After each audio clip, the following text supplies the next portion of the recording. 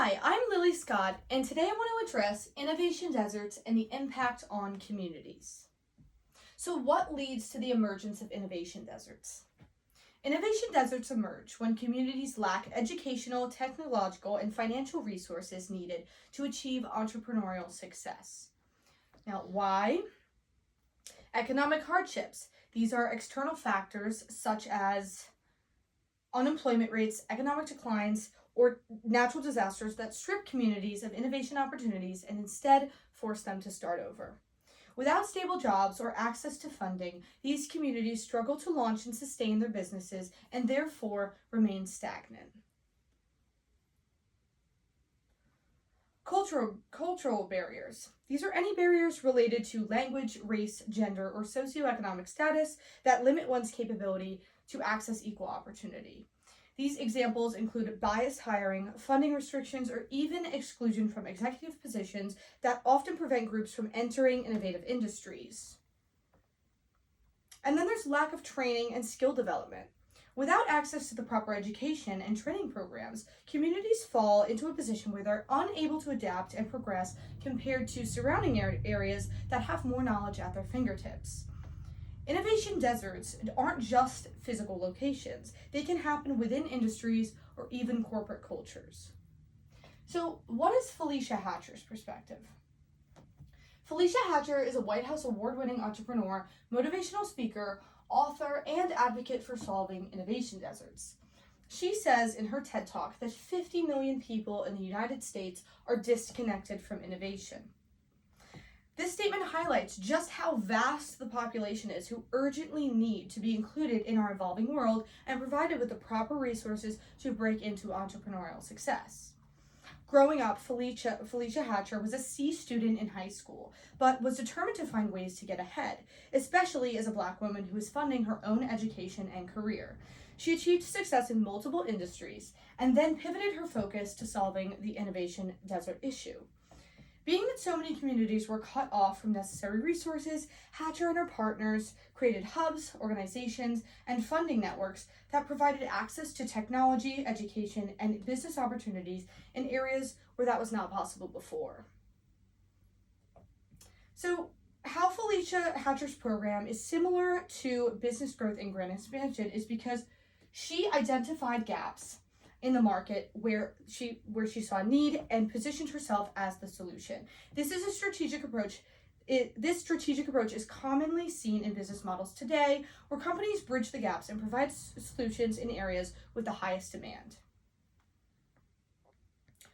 According to Locan in the journal Global Business and Organizational Excellence, postmodern management values are more effective in fostering success within companies or organizations.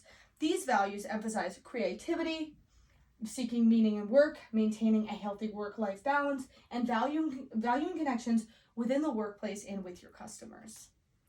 Hatcher's work aligns with these values because she embraces the ability to work, learn, and create while also establishing meaningful relationships. Some of the ways that she did this is by bringing Black Girls Code to Miami, which provides mentorships and hosts events for the youth. She also founded Black Tech Week, which focuses on inclusive innovation communities, and she even launched the VC in Residence program, which connects Black innovators to mentors and investors. So due to low social mobility in marginalized communities, Felicia Hatcher filled the gap by opening a space called Tribe. Now this is a co-working hub with low-cost Wi-Fi, office space, networking events, and entrepreneurial support. And this helps many small businesses and local entrepreneurs to grow their brands, work on startups, side hustles, or even collaborate with each other in our evolving economy. According to an article by Strategic Dimension, in business, the utilitarian dimension refers to how well a company meets the functional needs of their customers. On the other hand, a social dimension relates to the corporate responsibility of building a level of trust and loyalty with their investors and stockholders. Research shows that businesses who succeed the most combine these two dimensions and allow for a healthy balance of practical values and ethical commitment. Hatcher's efforts align with both of these dimensions by meeting the needs of the community while also providing services that establish long-lasting relationships, trust, and loyalty. So by applying Porter's 5 forces to innovation deserts, it helps explain the factors that prevent businesses and startups in these areas from thriving and why Felicia Hatcher took action to address these issues.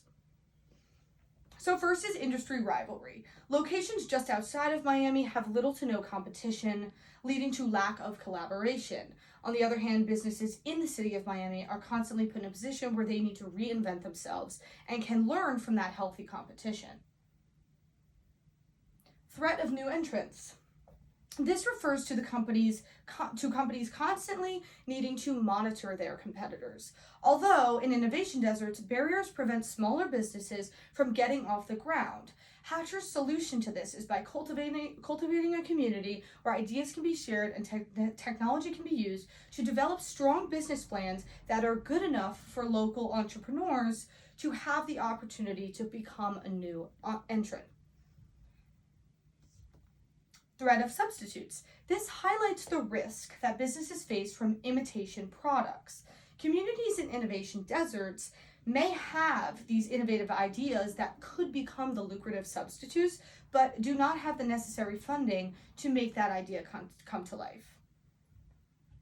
And then there's supplier power.